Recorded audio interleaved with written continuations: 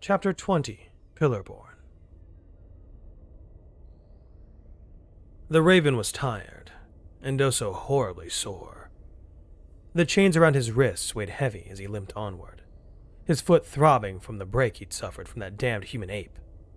Pharaoh would find him for what he did, and next time Hoplite wouldn't defy reality and live despite the Raven having come for his life. Suddenly his chains were tugged forward, and Pharaoh nearly fell forward with a curse, the deep pain in his bruised shoulders protesting the motion. Nightwatch Captain Moreau glared back at him, those pale green eyes of his angry and filled with irritation. "You're seething again," Moreau said. "Focus. We have about 200 watchers to talk to before today is done, scum." This is all they had both been doing since Pharaoh's incarceration. Walking about this stupid forest, speaking to every single watcher they came across, and sending out orders for even more to report to Moreau for questioning. Right now, they were trudging around the bastion, the long routes leading to the Ilum tree, separating the tree city off into sections, not unlike how the shots split the continents of Arculus. The hot sun beat down on him from above, having turned his skin a bright lobster red. Moreau was fine, of course, or at least it seemed as if he was. Moreau had been burnt as well, yet he didn't seem to care about his own crimson-burnt skin. To be fair to himself, though, Pharaoh considered the redness to Moreau's flesh not nearly as horrid as his own. There was absolutely no way Moreau's skin hurt as badly as Pharaoh's did at that moment in time. Oh, what he wouldn't do to be back in the shadows where he belonged. The shadows with his companions. Companions that Hoplite had taken from him. They would all be avenged in due time. Mooney especially. In all his long years in the business of assassination, Mooney had been the best co-killer he could have ever asked for. That was until Hoplite had put an early end to Mooney's short life. Pharaoh would avenge him, as well as his other companions. All in due time. First he needed to escape the Feywood, recover, and prepare for a second attempt. It wasn't about the contract anymore. Pharaoh needed Hoplite dead. That was something he would take care of once he got out of here. If he ever got out of here. Pharaoh knew as soon as Moreau was finished with his investigation that he'd be executed for killing a Fey of the forest. It had been an accident. The mox venom had been meant to kill Hoplite. But Pharaoh knew that such excuses would get him nowhere. Pharaoh sighed and looked around at the sparse forest. Well, sparse compared to the Feywood proper, at least. The density of trees in the bastion were nowhere near as thick as the forest outside of the root wall. There were long pockets of empty grassy fields, where his pale flesh had been exposed to an unhealthy amount of sunlight. He was an elf of the night, a damned assassin. He had no tan to protect him from his hated enemy's rays. It seemed that today Moreau had decided to drag Pharaoh to a large field of grass, the occasional stray bush here and there to break the otherwise flat landscape.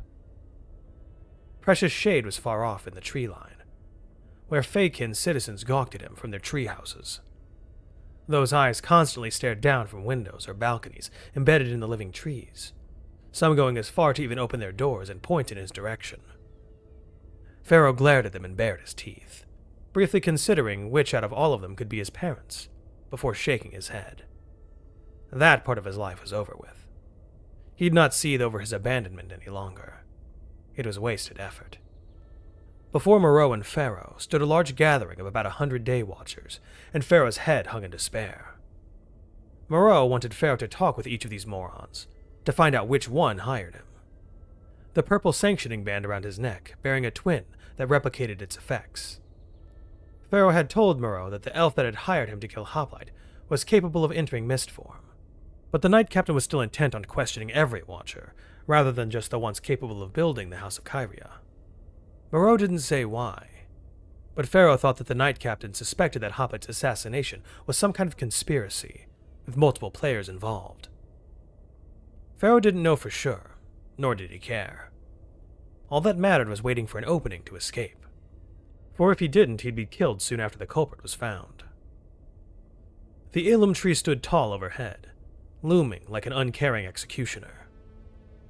What he wouldn't give for the sun to disappear behind it for a while. Unfortunately, in the mornings, the damnable fireball was facing this side of the tree. No escape from the sun could be found in this accursed Feykin hold. Moreau cleared his throat. and the all-present day watchers ceased discussion and stood straight-backed, their faces going pale above their color-shifting cloaks. They looked like disembodied heads floating in the air, an unsettling sight, even knowing that it was just those enchanted cloaks that gave them such an appearance. One of those cloaks had been his, and then he lost it. So many jobs could have been done oh so easily with one of those cloaks. He could even kill a block lord and get away with it, which Pharaoh knew people were willing to pay him for. Most people in Akandar hated the block lords, and there were always rich folk fueled by pure murderous ambition that would pay him handsomely for the job of taking one out. Pharaoh had done it once before, though it had taken great effort. That job had allowed him to sit pretty for 10 years before he had to go back to doing jobs.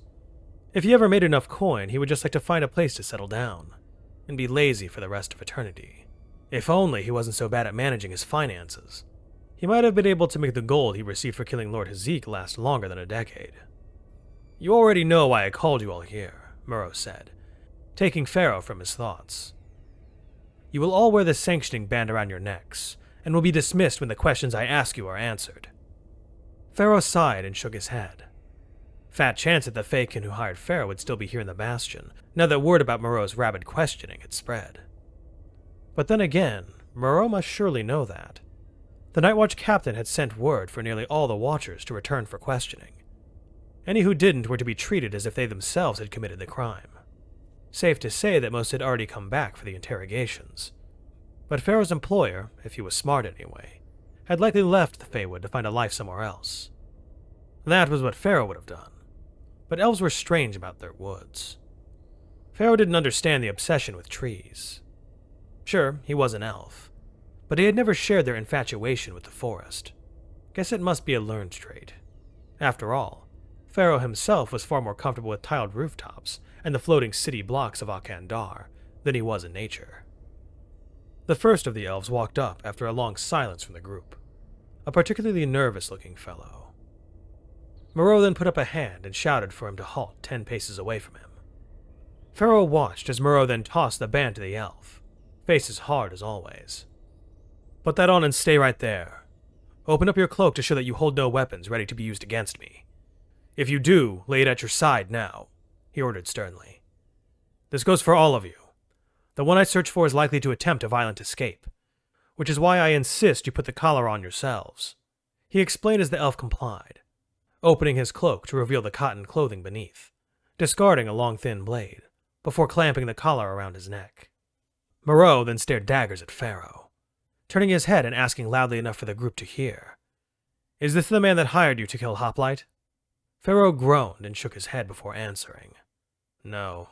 Moreau then looked back to the Day Watcher and asked loudly, "Did you hire Pharaoh the Raven to kill Hoplite, a man protected by the Oath of Shelter? Are you in any way involved with the disappearance of 5 color-shifting cloaks?" The man actually breathed a sigh of relief at the question, and answered, "No, my lord." Moreau, however, stared suspiciously at the elf. Pharaoh himself wondered why Moreau hadn't moved on to the next Watcher. This one had just said he wasn't involved in the assassination, with the sanctioning band on no less. It was impossible to tell a lie with one of those things clamped around your neck. "What did you do to act so nervous about the sanctioning band, Watcher?" Moreau asked, eyes narrowing at the startled Watcher. The elf went pale and shook his head quickly. Nothing, sir," he said, Pharaoh able to read the lie in his eyes. He had been getting better at reading people's emotions lately, what with all the eye contact Pharaoh had been forced to make these last few days. Moreau seemed to pick up on this as well, and narrowed his eyes on the elf further. "What was it that you did?" Moreau asked. "No crime can be tolerated from Watchers. Now speak." The elf stammered, his face going red. I laid with my friend's sister under his own roof." The air fell still, as all went silent. After a moment, Moreau shook his head, pinching his brow as he waited for the elf to remove the collar. "Give it to the next elf to step forward," Moreau said with a short sigh. "From now on, I will stick to the questions that matter," he announced before pointing to the elf before him. "Grab your weapon and go stand over there. Be ready to give chase should I find the betrayer." The elf gave a quick nod to Moreau and looked back to the crowd with his eyes wide, lips drawn tightly. It was then that Pharaoh noticed another elf in the crowd, glaring fury at the Fakin before Moreau. That must have been his friend. Pillars saved the poor fellow. Around an hour passed of Moreau repeating the question, with each elf taking turns confirming that they indeed hadn't hired Pharaoh. It was an agonizing process, having to stand in the open sun as his flesh peeled and wounds throbbed. It was a process that lasted until the very last elf to be questioned wore the band. The elf that stood before Moreau now was tall. Unelvenly so, even. He could have been of a height with an orc. Why had Pharaoh not noticed this giant before? Likely it was because he was wearing the hood of the cloak while he waited for his turn. Did Watchers recruit elves with gigantism? It was hardly the optimal build for sneaking about. Pharaoh himself certainly wouldn't have hired anyone this large. The massive elf then approached. Only the lower half of his square jaw was visible. Was the large elf sick? His skin was a sickly pale green hue. He opened his cloak when instructed, revealing a pair of massive veiny arms that stretched the cotton shirt he wore near to bursting. And elvenly indeed. He watched as the band physically stretched itself to allow the fellow to fit it around his bull neck. Many items infused with Kyria's magic always operated in such a manner when they were worn, stretching to fit the user. Yet for it to stretch so far for a supposed Fakin's neck, Pharaoh had a bad feeling about this. Once he clicked the sanctioning band in place, the giant Fakin gave a wide smirk, his full set of white teeth on display. He had a pair of long lower canines for an elf. "Did you hire Pharaoh the Raven to kill Hoplite, who had been given the Oath of Shelter?" Moreau said, his tone turning somehow more suspicious as his eyes narrowed.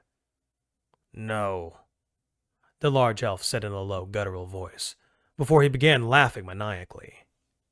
Moreau narrowed his eyes and put a hand on the blade at his waist, letting Pharaoh's chain fall to the dirt. Why had Moreau dropped the chain? Should he try to make a run for it? Even with a broken foot, he just might be able to outpace these Watchers while they were busy dealing with whatever was about to happen here. Why did Moreau go for his blade? To make Moreau react in this way meant something had set him off. What could it have been? The attitude couldn't be it. Moreau hadn't put his hand on his blade whenever Pharaoh had given insult. No.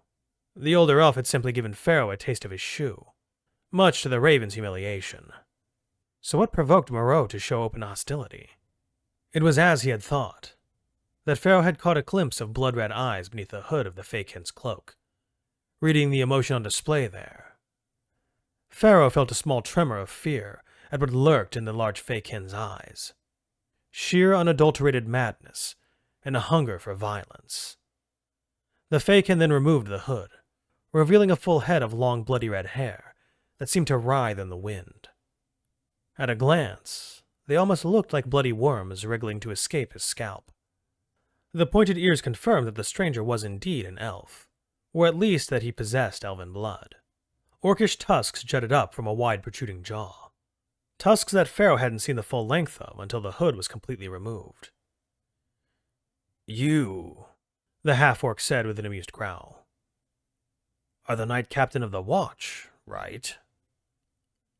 Moreau drew his blade to its full length, dropping down into a defensive posture.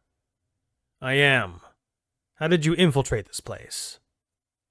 he asked firmly, as the rest of the surrounding Day Watchers drew arms. Pharaoh read amusement in the half-orc's eyes. The deep yellow sclera served to bring out the bright red iris, further cementing the idea that this man was certainly not sane. "I just climbed the wall," the half-orc answered with a laugh. Pharaoh stared. Surely that was a lie, though he could not see it in the half-breed's eyes. Pharaoh himself hadn't braved the root wall. It would have been suicide. The roots would have torn him asunder. Yet this giant oaf of a half-orc had done it? Impossible. "I'm looking for some folks. A band of travelers. I don't suppose they passed through here, did they?" the freak asked, waiting for a response from Moreau. When the half-breed received none, he laughed. "You may be wondering how I myself came across this cloak," he said, flourishing the 9 visible cloth. "Once I got across the wall, one of your Watchers spotted me and attacked, therefore consenting to Toma between us. I crushed his skull and took the cloak for my own, as Toma dictates." "Toma?" He was from the Bloodlands? Battle-crazed lunatic shamani dogs, all of them. But what else could be expected from the homeland of the tongues of Zod? Moreau then drew his blade fully, the point poised to pierce Tsuji's throat. Oh? You wish to engage in Toma? Very well. I had hoped for a fight between us. I've heard much about you, Moreau. The half-orc grinned. In truth, I didn't think you'd know where my quarries had gone. But it has been a long time since I'd had a proper challenge, so I indulged my impulsiveness and sought you out. He admitted with a small shrug. I will give you this one chance to back down, to break Toma between us before it truly begins. You will not leave this bastion alive, Moreau growled. How dare you strut up to me wearing the cloak of a watcher you slaughtered? Pharaoh then began to back away slowly, as the other present watchers began closing around the half-orc. This could be his chance to escape Moreau's clutches. Excellent, the beast shouted, his voice echoing across the field. You will know me. I am Tsuji, the son of Zod, he declared loudly, freezing the blood of every individual who heard it. Pharaoh screamed as he fell to his rear, trying to scramble away from the monster before him. The surrounding day watchers all took a step away from the elf. No, the demon that seemed to tower over even the Elam tree itself. A monster of legend, a bringer of the end times. Pillarborn! Pharaoh screamed in terror. He needed to get out of here, broken foot or no. Was it the end of Dekuma? The fact that Tsuji wore the sanctioning band during his proclamation was meaningless.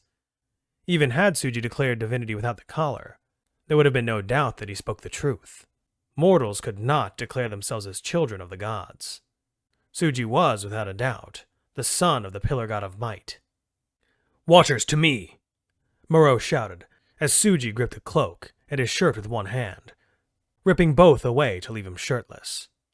Tsuji's flesh was seemingly nothing but banded muscle and scar tissue. The demigod bore every kind of scar imaginable. Old wounds received from blades, jaws, claws, and burns, to name only a few.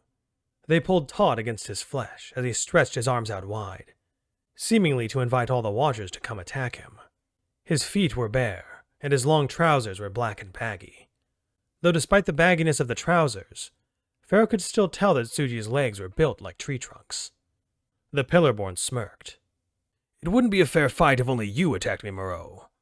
I hereby challenge all present to Toma, he shouted, his grin widening to show every single tooth in that accursed mouth. Kill the Pillarborn, Moreau shouted with a snarl, darting forward with the slightly curved steel blade. An intricate pattern of a leaf was engraved onto the hilt of the sword, marking Moreau as a blade master in these lands. Pharaoh knew in his bones, though, that it wouldn't be nearly enough to take on a godling, though. Moreau swung his blade, his arm like a whip as the sharp edge approached bare flesh. Tsuji caught the blade with a lazy hand, quirking a single red eyebrow. Moreau gasped, and the surrounding watchers all froze, faces going pale, while Pharaoh tried desperately to get to his feet. Moreau tugged, likely hoping that the blade would shift in the godling's grasp and sever his fingers. Yet the blade didn't even move in Tsuji's steely grip. Moreau would have had better luck pulling his blade out of a rock rather than the hands of a Pillarborn. Nice knife, Tsuji said in an admiring tone before giving the blade a squeeze. The blade shattered beneath the force, and Tsuji grinned as Moreau backed away, dropping the useless hilt to the dirt with a curse before raising his fists. Tsuji again raised a red eyebrow at the gesture, but did the same, lifting both of his fists right up beneath his own eyes. The day watchers still stared in sheer fright at the monster before them, and Pharaoh couldn't blame them for their cowardice. If only he himself could be a better coward and get away from this freak. Simply standing of his own power seemed to be too much effort, his aching shoulders and shattered foot proving to be banes to his escape. So he did the masculine thing, and began to slide backward on his rump, using his unbroken foot to speed him along. No one moved to seize him. I broke your sword, Moreau. Yet you still wish to fight? Tsuji said with praise. Truly you are the bravest of the watchers. Kill the Pillarborn, you cowardly wretches, Moreau shouted. Think of what he will do to the bastion, To the Ilum Tree if he's allowed to live. Moreau then began throwing punches, controlled and expertly placed. Yet Tuji didn't even move as he received blow after blow, blood flying from Moreau's knuckles as he refused to cower away from the Pillarborn. "Your families!" Moreau screamed. "Your honor! It all must be upheld here!" That seemed to catch the Daywatchers' attention, and several began to steady themselves, readying to charge Tuji. The godling seemed willing to allow the elves to completely surround him, taking the time to dig a shot of Moreau's blade, out from beneath one of his fingernails, even as Moreau continued to strike him. "I'm ready whenever you are," Tuji told them all with a grin. That was when they all charged, blades drawn and eyes wide with fear and determination for what they were about to attempt. Moreau backpedaled to avoid the storm of blades that descended on the Pillarborn, his knuckles torn to the bone and dripping with blood. Tuji then braced himself as every blade struck him at once, flexing each muscle and somehow managing to trap the tips of the blades beneath his now bulging musculature. The muscles seemed to undulate beneath the skin, shifting to let the blades sink deeper within, or catching their edges to stop their motion completely. Somehow, no blood seeped from the flesh where the dozens of blades were caught. The Daywatchers had struck at his legs, arms, torso, and his neck. Yet the many blades proved to not be enough to hurt the son of Zod. The elves all jumped back in terror, leaving their weapons stuck in the godling's skin. Tuji's face contorted into a disgusting leer as he flexed once more, his muscles seemingly ready to tear free from his body like taut steel wires. The sword sunk deeper within his flexing flesh, until only the hilt remained visible. It was as if the godling were being inflated like a balloon made of stone, until finally, Tuji let out a loud grunt of effort, and the blades, by the pillars, the blades shattered beneath the strain. A rain of glinting steel exploded from the half-orc, the shards launching from Tuji faster than Pharaoh could track them. The shards flew into Watchers, blood raining down atop him as the Fakin groaned in agony. That was if they didn't just fall down dead. Pharaoh continued his slow-inching retreat as shards whizzed past his head and embedded themselves in the grass next to him. His eyes bulged and breathing quickened as he stared at the carnage now unfolding before him. Blood seeped from dozens of gaping wounds where the shards of steel had embedded themselves within elf flesh. Moreau stood tall, ripping out a large chunk of steel from his shoulder with a curse. Tuji was upon them after his muscles ceased their straining, a wide grin splitting his face as his hand found the head of a nearby elf. The massive hand squished the front half of the elf's head, and Tuji whirled to spear his arm through the chest of another that had been charging with a blade in his hand. A heart lay still beating in Tuji's hand, and the Pillarborn crushed the organ before twisting his body, the corpse quickly sliding off his arm in a spray of blood and gore toward another dozen Watchers. The corpse impacted with a series of crunches and cries of agony as Moreau darted forward, landing a punch on Tuji's jaw, which didn't make the creature's head move at all. Tuji then quickly gripped Moreau's wrist, crushing it flat in his grip and flinging the Night Watcher high in the air, as the formerly stoic Fakin screamed in agony. The godling frowned up at the flying shadow, disappointment clear in those horrible red eyes. Another brave Watcher darted forward with a dagger, plunging it into Tuji's ribs to no effect. The godling then grabbed the Watcher's wrist, and Pharaoh tried to kick away further, as Tuji began beating the other Watchers with the elf's body, using the poor sod as if he were a pair of chain sticks. Tuji's hands worked fast, switching between ankles and wrists in a perfect rhythm as he bashed away at the hopelessly outclassed Watchers. All that were hit were flung away violently, their bones shattering on impact wherever the screaming body connected. After 2 connections, the body stopped screaming, but Tuji was not done using the corpse, continuing to batter away at the Watchers that still remained to fight. It had been reduced to a clump of unrecognizable flesh and bone as it blurred in Tuji's hands, a dervish of blood and pain among the small army of elves. At this point, the rest of the Daywatchers had begun to flee, dropping weapons to the grass as Tuji cackled, dangling the limp corpse of the Watcher he had been using above his head. Bones jutted from bloody flesh, and limbs were bent at wrong angles. At some point, the skull had been completely destroyed. Tuji's pants had been sliced to shreds from the earlier attacks, hanging limply from his waist as blood coated seemingly every inch of him. Tuji then dropped the twisted corpse to the ground, before letting out a long sigh. "No challenges here to sate me," he said wistfully, before turning his head to Pharaoh. The raven froze beneath that hungry gaze, but Tuji looked to Pharaoh's swollen foot in chains, sneering with a shake of his head. Despite that, the horrid thing began to approach Pharaoh with casual steps, as Pharaoh tried desperately to stand, rolling over onto his belly to try and rise. A massive, wet, calloused hand then clamped the back of his neck, lifting him from the ground and setting Pharaoh on his feet. "Go, little bird," Tuji said, ripping the chains free from him. "You are the raven. I have heard of you. Surely you could be a challenge," Tuji asked, looking him up and down.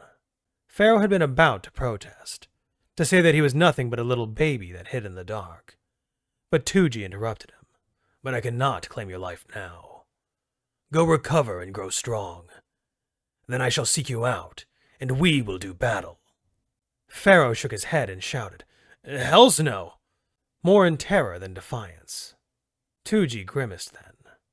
"Very well, coward," he said with spittle, lazily waving his bloody hand toward the tree line. "Go free, knowing that you will never be great." Pharaoh's pride didn't sting at that statement. Only a fool would try to fight a godling one-on-one. And if Tuji was willing to let him get away, then that was a chance he was absolutely going to take. Did Moreau still live among the mangled, groaning bodies lying about the field? Or had he perished falling back to the dirt? Well, he'd rather not find out. Pharaoh turned his back to the monster, readying to limp as fast as he was able, in case the godling changed his mind. But then, Pharaoh was struck with a moment of inspiration. Despite his terror, Pharaoh turned around to face the Pillarborn, trying to smile at the monster as he said, I do know someone that could give you a challenge. If you'll hear me, I'll tell you where you're likely to find him. He might even be with whoever you're hunting. He is the one who reduced me to this pitiful state," Pharaoh said honestly. Killing 2 birds with 1 stone, escaping the Feywood and ensuring Hoplite's demise. He only hoped that Tuji would listen to what he had to say. Tuji's face split in a wide grin, before he replied with, "You have my ear, Raven."